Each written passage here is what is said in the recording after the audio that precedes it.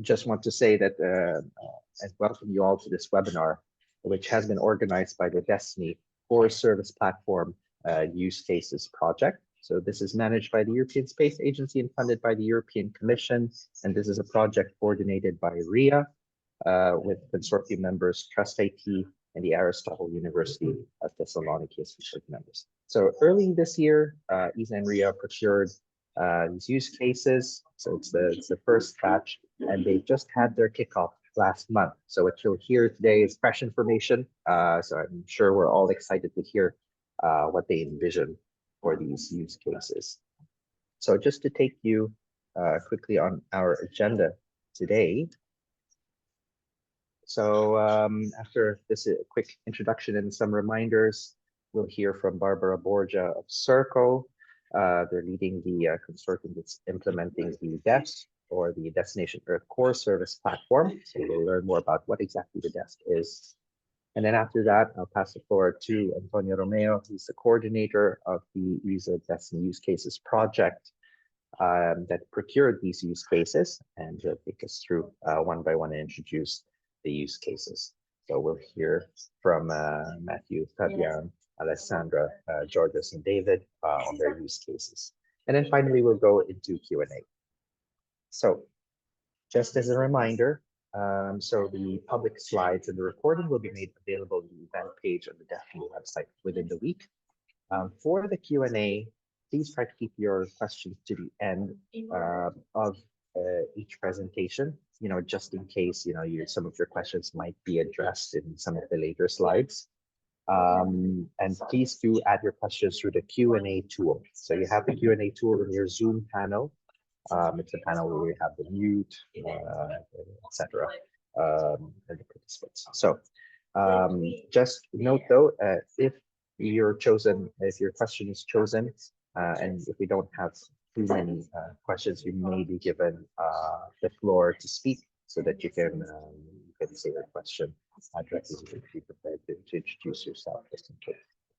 Now, with that, I think we can move on to our first presentation. So, Barbara, you may now start sharing. Yes. About what exactly is the DESP. Okay, let me share my screen.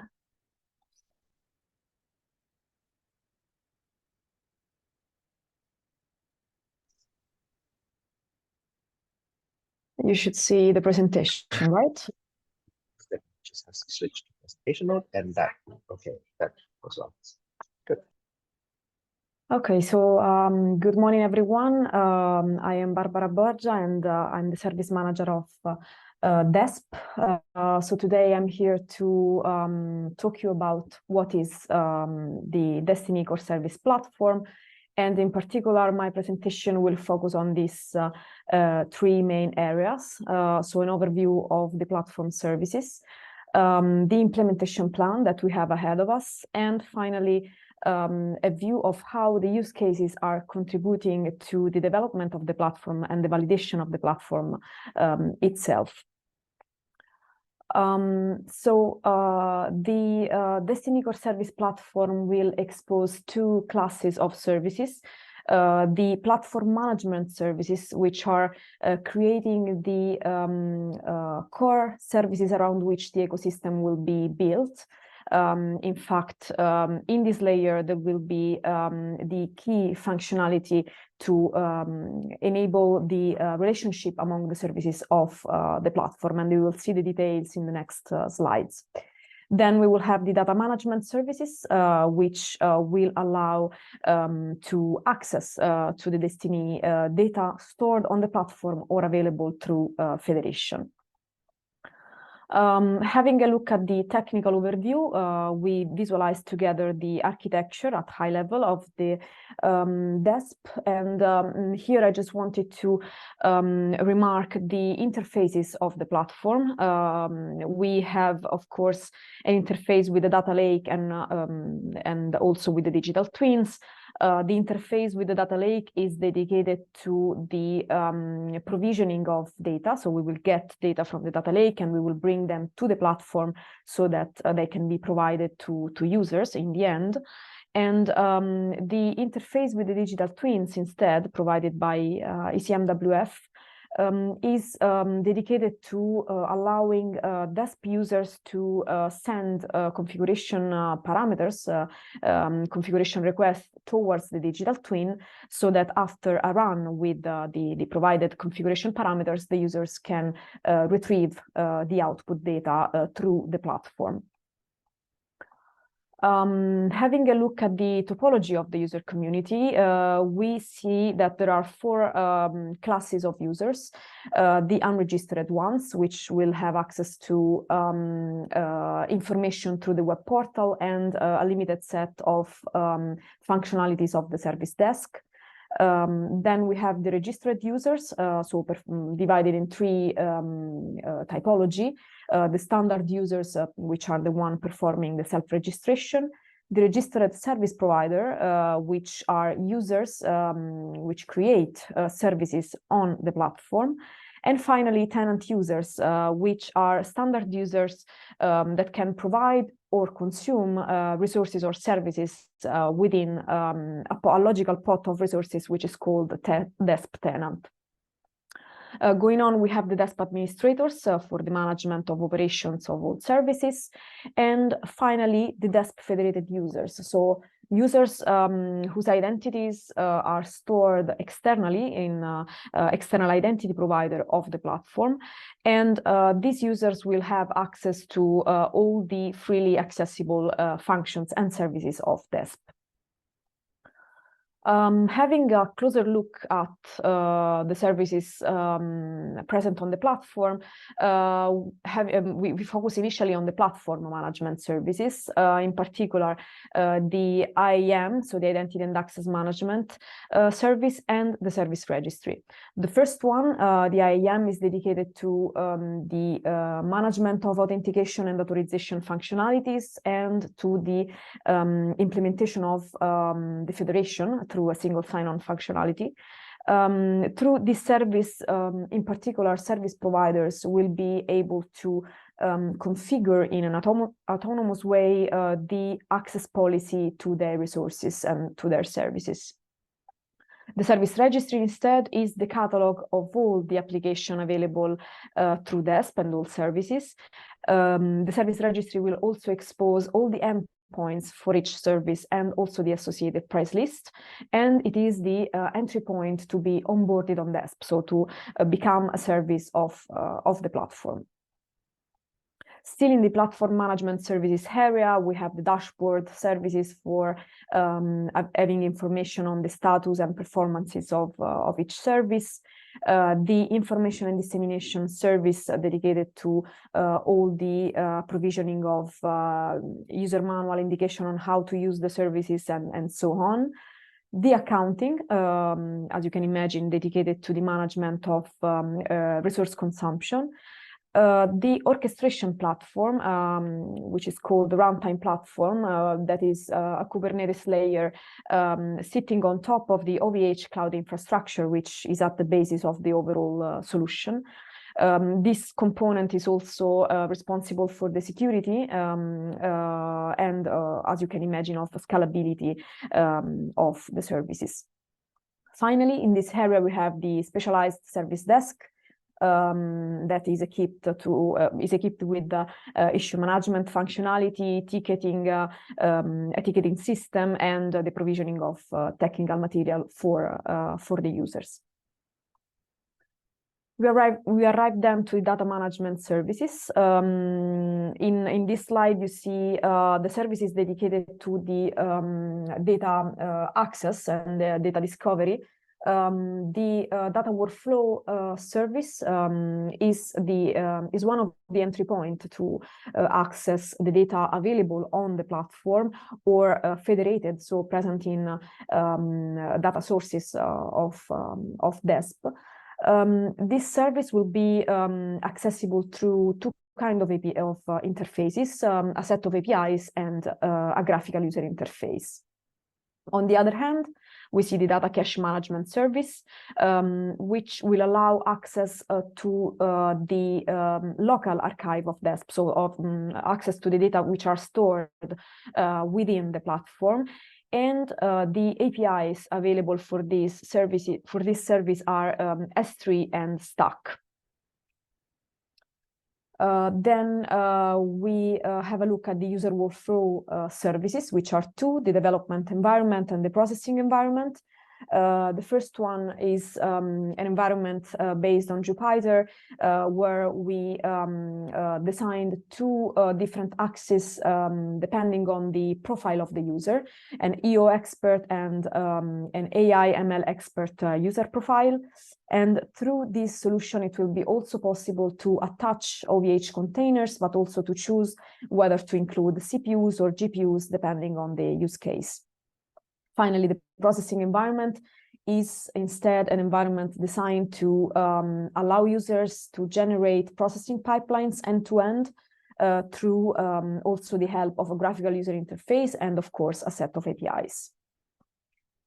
Last couple of services in this area, we have the visualization service, providing data visualization capability in 2D, 3D, and 4D way. Through this service, it will be possible also to visualize user-generated data if they are compliant to a set of standard formats, which we will document in the documentation of the services. And it will be also possible to export data generated by the user through the use of this service. Then we arrive to the traceability service, the last data management service. Through this component, it will be possible to trace data, models, and softwares. And all the data management services of the platform will be integrated with the traceability service to guarantee a full visibility of the history of the product, which is of all products which are exposed by DESP. We have a look now at the implementation plan and then at the relationship, let's say, of between the use cases and the platform. This is the schedule that we have ahead of us. So we kicked off in June 23. We will start the testing phase with the other two entrusted entities in January, so EUMETSAT and DCMWF. By March, we will make available a beta version of DESP, so of the platform, for the use cases to play with it and start integrating with DESP. And in June, we will have the start of operation with a gradual ramp up to then arrive to the full opening to the public. Well, we will work together in these months with the use cases, and the objective of our work is to arrive to a platform which is validated by you, and the way we want to arrive to this objective is the one that I report here. So we will share information on the integration approaches which can be supported by DESP, and also we will share the technical documentation explaining how to be integrated in DESP, really in a detailed way and low level, if we can say so. Then we will make available the beta version of the platform, as I was saying, and the availability of services and data to the use cases will be managed by these 3 steps that you see here. So an initial batch of services will be available in March, in particular the IAM, the service registry, and the runtime platform. Then we will make available some data sets. We identified the sentinels as the data to be provided, and then we will assess together with the use cases which could be the most useful data sets to have available early on the platform. Finally, in the second batch of services, all the other DESP core services will be available for the use cases. The feedback that we plan to have to improve DESP, thanks to the support of the use cases, are comments and proposal on the documentation to make it easier and make it more understandable to the future service provider. and finally, recommendation on how to improve the platform to make it as usable as possible. And this is closing my presentation. Thank you, everyone. Thank you very much, Barbara. So just a reminder to our audience, we're taking questions at the end of the presentations, but we'll ask them towards the Q&A portion of the webinar. So next, oh, and just as a reminder, please do put them in the Q&A panel. We make sure we don't miss any chat. So next we have the use case lightning presentations. So Antonio is joining us. He's the coordinator of the day project. So Antonio, please go ahead. Thank you, Rob. Welcome, everybody. I had the pleasure to give a very even more lightning talk about the use cases in the second user exchange in Bonn. And now you will have the chance to hear from the developers of the use cases how they are going to use DestinE, and in particular DESP, as a gateway to the other subsystem of DestinE, so the data lake, the digital twin, to create, to facilitate the creation of, let's say, safer or more, let's say, citizen-friendly cities, or to have more sustainable fishing, or let's say to guide the green transition to the use of renewable energy, and also how to tackle the ice monitoring in the pole. So I'll give the floor to Matthew Voilet from Ifremer that will explain quickly how the global fishing tracking system use cases will develop. Hi everyone. I will share my screen. Right. So, I'm Mathieu Voilet. I'm a researcher in fishery science at Ifremer, Brest. And today I will present the project Global Fish Tracking System, which is one of the Destination Earth Service Platform use case. So our aim is to contribute to make fishing more sustainable. So the aim of the project is to implement a fish tracking system based on biologging data and high-resolution ocean temperature and bathymetry. We will use state-of-the-art modeling technique to combine large-scale cloud computing to estimate the movement of tagged fish. This decision support tool will be developed to explore the model output in an intuitive way for decision maker. So the project is made of a consortium of 3 partners. Ifremer is in charge of biologging and fish track reconstruction. Simula is in charge of infrastructure for cloud computing, and Development Seed is in charge of interface development and consortium lead. So Ifremer has been collecting biologging data on European sea bass to better understand the spatial structure of sea bass along the French coast over many years. And our fish tracking rely on our ability to compare biologging data and the ocean condition around them. So to achieve that, we develop a model that are able to infer trajectory from those data. And these models require data handling and intensive computation. So we are planning to optimize those models using Pangeo framework, and to do computation using the cloud-based simulation from Destination Earth ocean data, and to explore the vast amount of data that will be generated by those models. And we will develop a web interface for helping decision maker. So to do so, we will reconstruct first fish movement based on biologging data. So this data have been collected by Ifremer on European sea bass. So this species will be used as a demonstrator, but the idea is to have a generic approach for many other species and in many other locations on Earth. So biologging involves attaching small device to animal to track their behavior and gather environmental data. So here on picture, you have a sea bass with different type of tag we are using: archival tag and acoustic tag. Archival tag store the depth position of the fish over several years when you recapture the tag. And then you also store the temperature of the environment around the fish.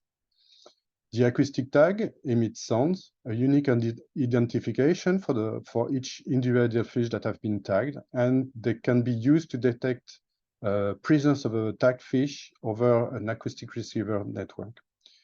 So tracking fish underwater is challenging, and you cannot use GPS. So you rely on models. So we develop hidden Markov model to geolocate fish. And we are using those time series of stored by the biologging device. And we compare them to reference geophysical field. So bathymetry, for instance, and temperature at depth from sea surface temperature or from model output. So those models are made of two components: a dynamical model that rules the movement of the fish, and an observation model that will compare the data that have been stored by the tag and the reference geophysical field. So because those geolocation models are really intensive in handling data and computation, we have been optimizing those code using a Pangeo software stack for large-scale cloud-based computing of fish track. So the Pangeo ecosystem is our Python module that was created by a committee of engineers and geoscientists, especially to address big data geocean challenge. So we developed this software for geolocating fish, and we named this software Pangeo Fish. And this will be using different kind of Python module to handle user interface, scalable computing, resource management, storage system, or data model. And the objective is to run those models and develop a decision support tool for analyzing jointly all the fish track reconstruction that we can gather. So we will implement user-friendly data visualizations tool for tracking fish movement and environmental parameter. And it will help answering many questions and help decision-making. The type of question we would like to answer is: where do fish spawn? Where are the fish swimways? Are these essential fish habitats stable over time? How robust is the positioning of this habitat to error and bias from the reference geophysical field that we'll be using in the digital twin? And which ocean condition fish encounter during their journey? So we will enable data sharing and collaboration through cloud-based platform and ensure scalability and adaptability for various fish species. So if you have more questions, you can contact us. So Tina Odaka from Ifremer, Anne Fouillou and Benjamin Ragan-Cayley from Simula, Daniel Wisman from Development Seed, or myself at Ifremer. Thanks a lot. Thank you, Mathieu, for the very interesting presentation. And we have a small change to the agenda. So for the next use case, Use Square, we will not have Tarek Habib, but we have Fabien Castel still from Murmuration. So Fabien, the floor is yours. Thank you, Antonio. I will share my screen. Okay, so I will present you the Urban Square use case. So this use case is led by a consortium led by Murmuration and involving 3 other companies. So Sistema from Austria, Mosaica from Bulgaria, and Imperative Space from Italy. So the use case aims at creating a tool to assess the urban climate risks. It is constituted of 7 components, covering many different kind of climate risks, including urban heat islands, flooding, storm surges, sea level rise, air pollution, also deterioration of infrastructure, and the last one, the increased demand on resources. Each one of the identified themes is attached to a lead partners, and a specific demonstrator with an identified user will be developed. Our user will act as product owners to drive the feature implementation and ensure that the solution that is developed fit real user needs. For the users, we can mention the city of Toulouse in France. We can mention also the municipality of Suindol and Sofia in Bulgaria. And we can mention UNOSAT, the United Nations Satellite Center, that will bring stakeholders in Nigeria, Fiji, and Uganda. So the component will build operational indicators from many data sources, including, of course, destination Earth digital twins, but also Copernicus data, including Sentinel data, and also core services data. We will also use Landsat data, mainly for the urban heat part. And we will also rely on world cover ESA datasets and other open or commercial data, such as high-resolution planet images, OpenStreetMap, or socioeconomic data from Eurostat or other sources.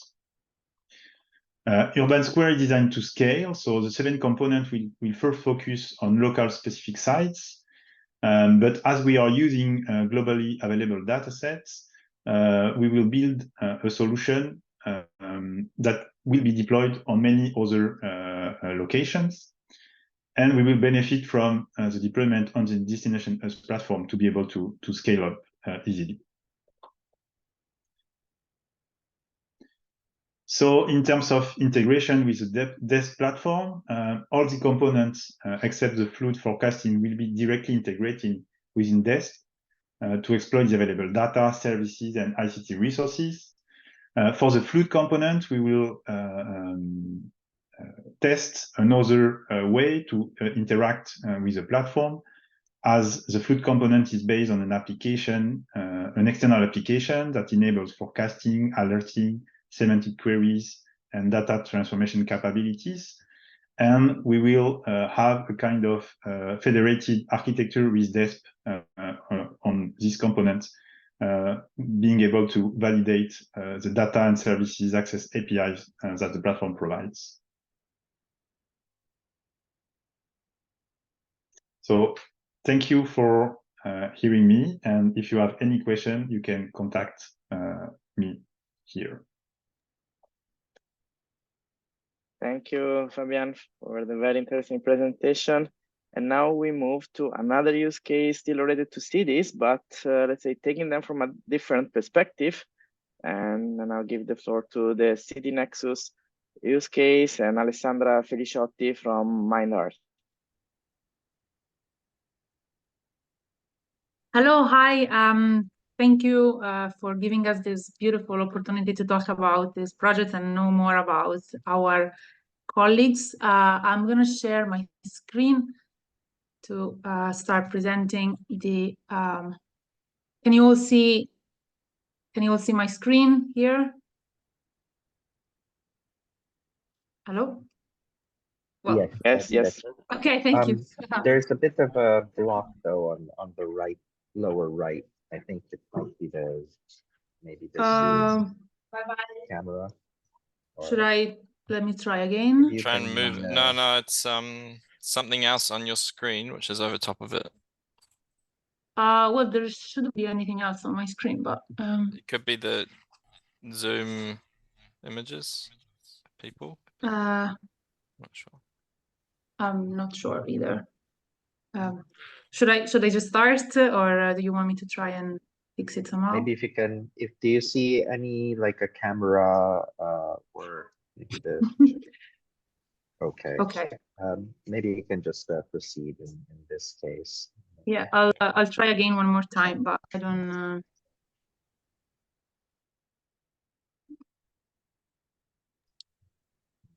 Or maybe it's the list of participants, or is it better? There was another thing. Now that you've got flashed two over. on your screen. One Yeah, of okay, them's the other one disappeared just now. Okay, that's good. Okay, I'll give it one last try and then I'll probably start. Anyway, okay, so I'm trying to switch screen so that this should not be an issue anymore. Better now? Yes. Yes. Yes. Okay, so probably some of the animation will be a little bit slow, but please bear with me. So yeah, I'm here. Thank you again to present City Nexus, an urban-focused digital twin use case that will be available via DESP as part of this initiative. The activity is carried out by the consortium made up by Solenix as the prime contractor and Minder, whom I represent. So just a few quick words to introduce the consortium. So Solenix is an international firm with over 70 years experience operating in Germany, Switzerland, and Italy. They specialize in spacecraft operation, ground segment engineering, and Earth observation. And they also work with applications in artificial intelligence, machine learning, focusing on topics such as anomaly detection, trend analysis, and automation. On the other hand, there is MindEarth, with like a company founded in 2018, and we specialize in advanced spatial analytics and location intelligence. We are active in Italy and Switzerland and have projects all over the world, and focus on three main areas, such as collecting and analyzing street-level data through low-cost mobile mapping system with computer vision pipelines. We also specialize in the analysis of mobility data, which is a substantial component in this project that I'm presenting today. And we work with Earth observation data to glean insight into environmental risk and also perform spatial inference to understand different types of socioeconomic phenomena. City Nexus is a digital twin use case that really originates from a strong user need expressed by our primary end user. We have, in fact, had key discussion before suggesting this initiative with our stakeholders in the local council of Amager West of the city of Copenhagen. As everyone knows, over the years, Copenhagen has established itself as a leader in climate adaptation, with goals to become carbon neutral by 2025 and then 2030 and so forth. The city stakeholders have expressed an interest in exploring innovative tools for the interactive assessment of different spatial planning decisions and urban development options. And among the very many initiatives that they would like to test in this case is one involves transforming high-speed road thoroughfares in areas like the Amager West and the neighborhood of Orestad. In particular, the idea is to modify these main thoroughfares to achieve better traffic management, improve air quality, and enhance living standards.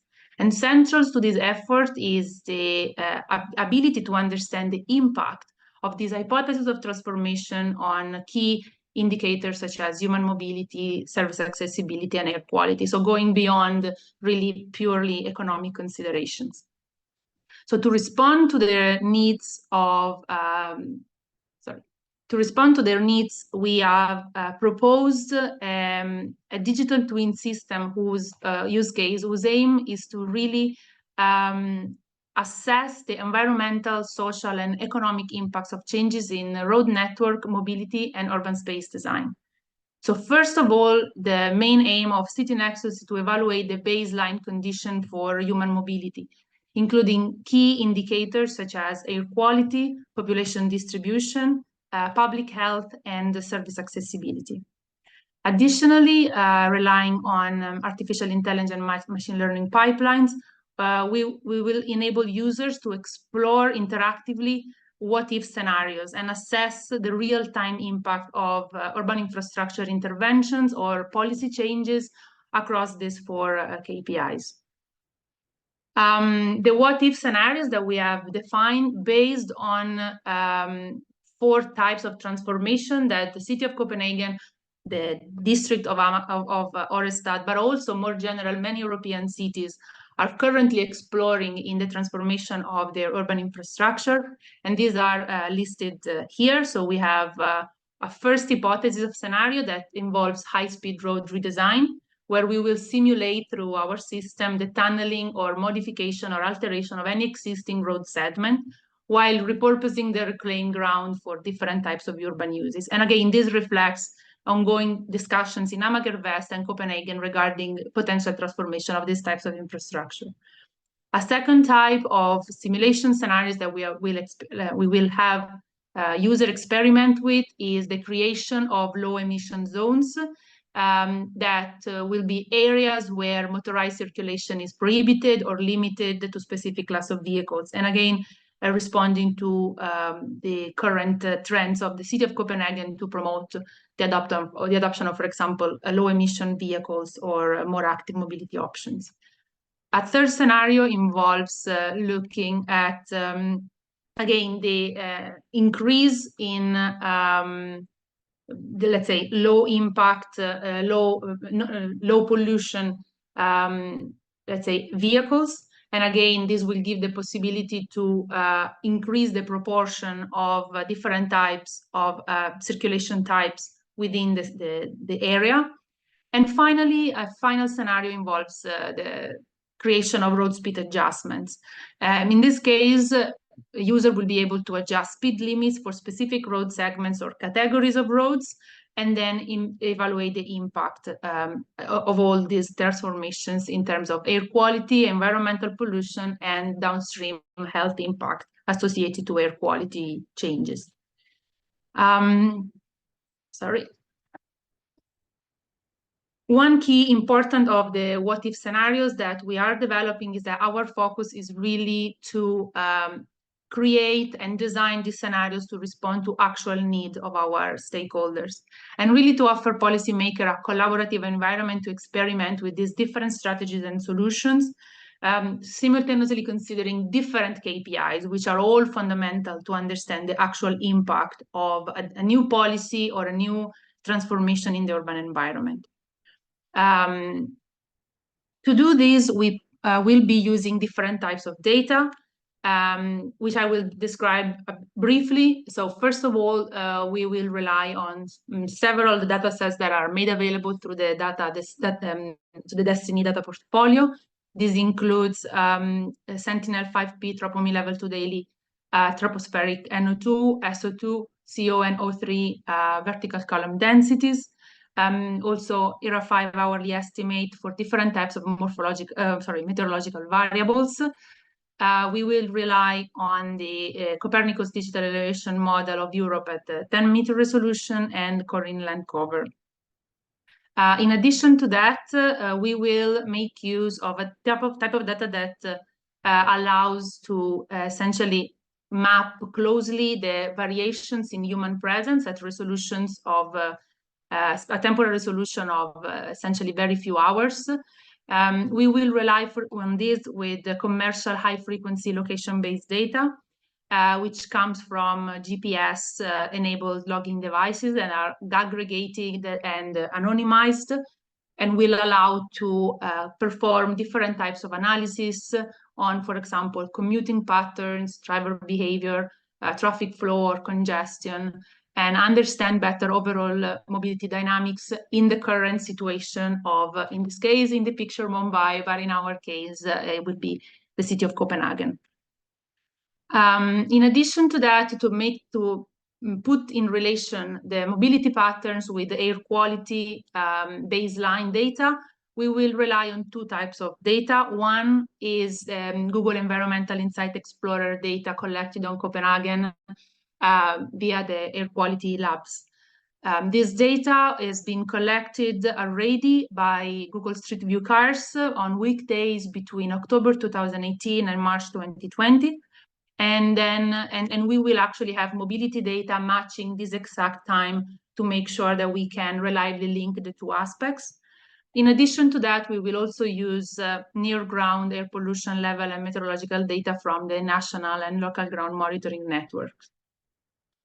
The second type of data is air quality estimations. In particular, I'm showing the case of NO2. that will essentially, we will downscale Sentinel-5 bit data to a 100-meter resolution by means of a machine learning model. And that will give us the opportunity to, leveraging gradient boosting trees, to estimate hourly pollutant concentration at a 100-meter spatial resolution. And we will rely on and develop further an existing model that has proven already very, very effective. To conclude, I would like to spend a few words on how we will make sure to reach impact with our activity. So beyond our immediate end user, the consortium is committed to expanding the reach of City Nexus with nearby local counties, municipalities, and organizations in Denmark, because even though the focus is, of course, Copenhagen, the system is expandable and is scalable to any city in Denmark directly and potentially even further. And in this sense, we will also engage beyond regional boundaries, including connections with other cities that, like Copenhagen, are involved in the European Union 100 climate neutral cities, and also trying to engage with networks like ICLEI Europe and Eurocities and so forth. In our mind, this strategy would help us make sure that the impact of the City Nexus project not only meet Copenhagen's goal, but also catalyze broader change at a European scale. Thank you for your time, and if you have any question, please write them in the Q&A. Thank you. Thank you, Alessandra. Now we go directly to the next use case, that is the destination renewable energy. As its title says, is about energy. And I give the floor to Georgios Koutalieris from Enora Innovation.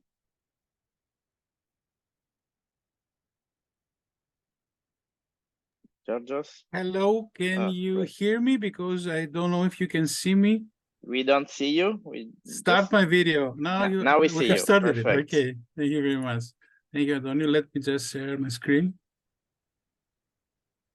Yeah. I hope you can see it now. So destination renewable energy is the use case that has a focus on the developing renewable energy solutions using the DESP. The partners in this consortium, it's coordinated by the National Observatory of Athens, and especially the people from the Beyond Center of Earth Observation Research and satellite remote sensing. Our end user is Quest Energy, which is an big energy producer in the southeastern Europe, with photovoltaic and wind farms in the area. Wind and energy expertise, actual renewable energy sources analysts is WeMet or Weather and Marine Engineering, and Enora Innovation is the company, this SME, the highly innovative SME that is focusing on sophisticated integration projects and also in Earth observation solutions and AI. Now let's jump in a little bit to see the project in a nutshell. The main objective is to demonstrate the DESP functionalities and data sources. And we are building on previously funded projects like the GeoCradle, eSape, have been validated and have important data and important algorithms. The focus is on renewable energy, and our main motivation to coordinate and build this use case is to address real and actual energy market needs. So for our assumptions and our research hypothesis, we are combining solar and wind energy, and we are trying, first of all, to develop decision-making forecasts regarding solar and wind energy, but also the hybrid, let's say, combination of the two sources. The final solution will be integrated within the core DestinE DESP services and components, and we are working closely with RIA Group and the DESP development teams in order to follow the development of the components and try to validate and provide feedback and integrate the solution as much as possible with the development of the DESP. As far as data is concerned, we are considering the data lake as provided by DestinE with global ocean, vegetation indices, land cover, Korean land cover, fraction, global 10-daily fraction vegetation cover, and the weather-induced extremes as they are provided by digital twin. Now, the idea is to build, let's say, a toolkit, a solution that is flexible and scalable and can address the needs of the market. Very briefly, this is a conceptual model. If you see from the bottom, the data are collected from the production facilities, and also we have the weather data. Now these are fed into the models, these mature models that we are working, but have to adapt to the actual needs of the market. And also we are developing an integration architecture, both in terms of data and also systemic integration. Now at the level of Destination Earth, we're providing a framework to address the capabilities, the orchestration capabilities of DestinE, and to integrate the solution as much as possible with DestinE. I think this has multiple advantages, and we are thrilled to explore them as we move along in this, let's say, line of implementation. Again, the core, let's say, software, we call it HIREF. It's a hybrid renewable energy forecasting system. It is based on the concept of digitizing the physical systems of solar and wind production to support simulation and projection services that are part of the renewable energy sources digital transformation policies. We acknowledge the legislatory and also the transition of the market towards more automated and the digitization of the market, and we view this as a first step towards providing the requirement, let's say, data in order to, for the operations in order to modernize them, and also to use data, satellite data, DestinE data, and the models that have matured enough in the recent years to use them in a more commercial context. Of course, the existing energy production systems are considered in the models, but new soft components will be also developed in order to address the specific, let's say, requirements of renewable energy production regarding forecasting. The final software will support different scenarios for production, and we'll have designated dashboards for different user types. Now, the conceptual architecture is provided in this diagram. I will not go into detail, but nevertheless, this architecture is already being modified to adapt to Destination Earth and the way that the Destination Earth is being developed and is being built as we speak. I only would like to go to the second diagram in the bottom to just mention that this cycle is the production data, the periodic update, and the what-if scenarios and production forecast. I think this is a stable not just for this use case, but I think for all future systems that are similar behavior. Now there are more details regarding the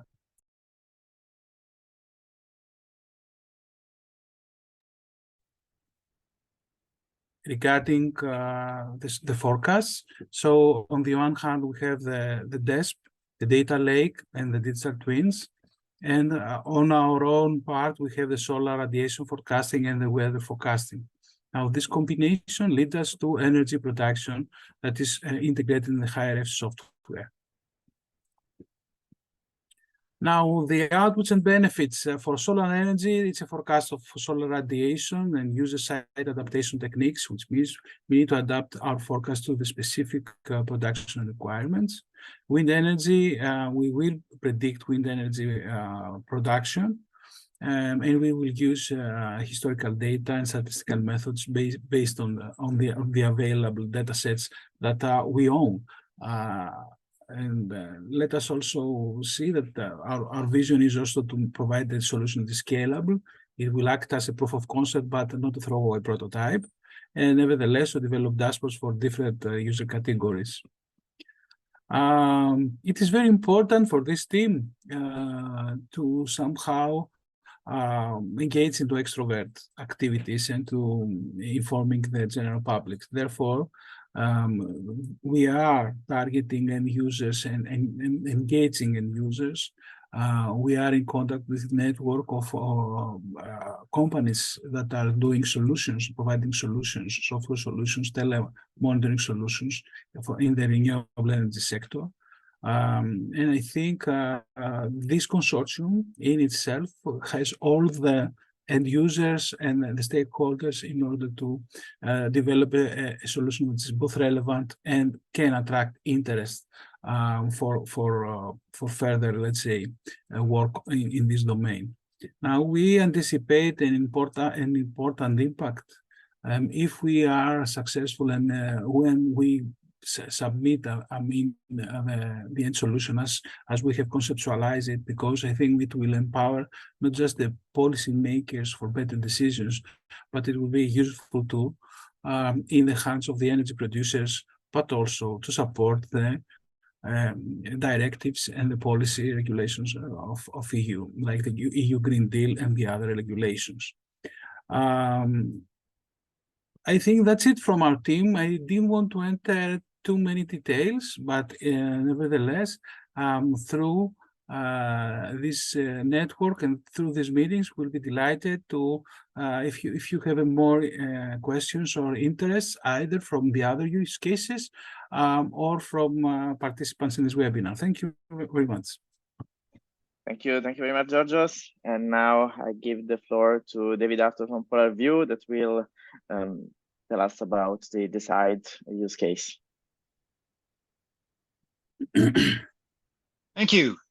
I see we are running out of time, so I will endeavor to make this very brief. The bottom line is, if any of this interests you, please get in touch and we can discuss it further.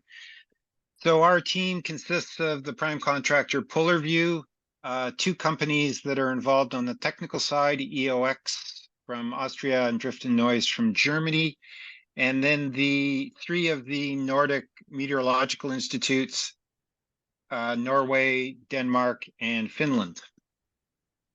The purpose of this use case is to enhance decision-making for polar operations with a focus on the European Arctic.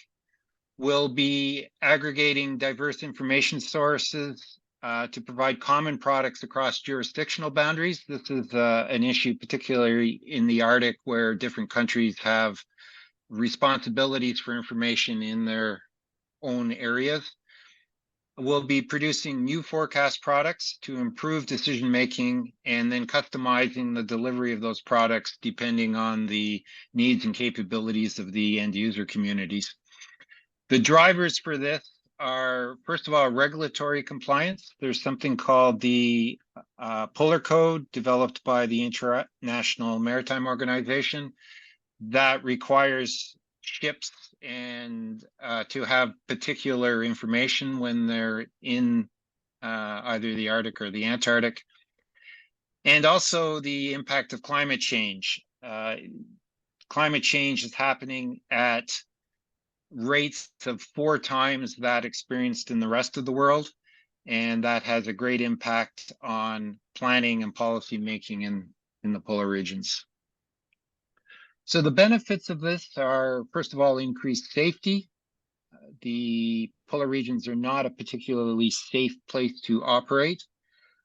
Pollution reduction, if there are accidents in the polar regions, they tend to have a magnified impact because of the conditions and the fact that things like oil don't dissipate in the cold environment.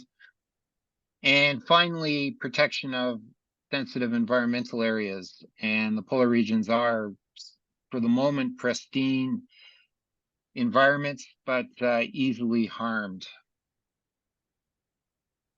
We'll be providing decision support at a number of levels.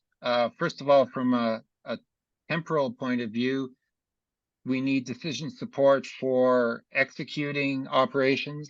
So this is the idea of near real time. We need decision support for planning. So this would be medium term, and then long-term strategic and policy support.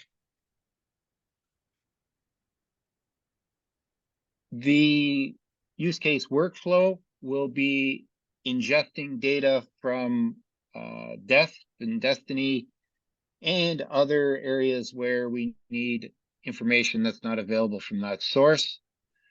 We'll be processing that data using models, some of which are developed using artificial intelligence. We'll be generating products. Those products have both a temporal, short, medium, and long-term information, and also will be customized to the different uses. And then disseminating that information through 3 different decision support platforms. Those are called ICC. This is an app that ships use on their bridge for tactical decision support.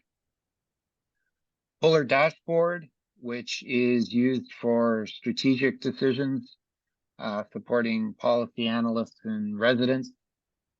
And PolarTep, which is a research virtual environment for doing analysis, typically by the academic community. And you can see images from those 3 platforms on the right there. So that, in a nutshell, is it. Most importantly, please get in touch if you have any interest in participating as a potential user, or if you have technical questions. Thank you. Thank you, David. Thank you also for being, let's say, short in your presentation. And thank you to all the presenters of the use case. This is the first batch of use cases we have procured, but we are planning to increase the family of use cases next year. So around Q2, a new tender will be published on ESA Star. So check ESA Star, the procurement session of the DestinE Schooner website, or subscribe to the newsletter to get more information about that.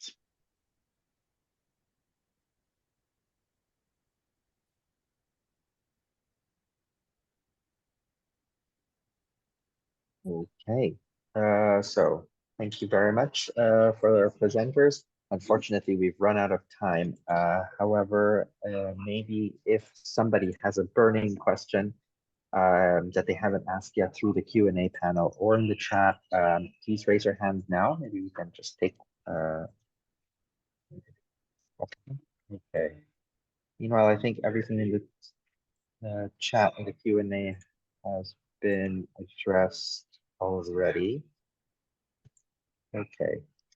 So meanwhile, just as a reminder, so we will publish the slides and the recording of this webinar on the event page on the DestinE website. So in case you miss any vital information, so you'll find it there.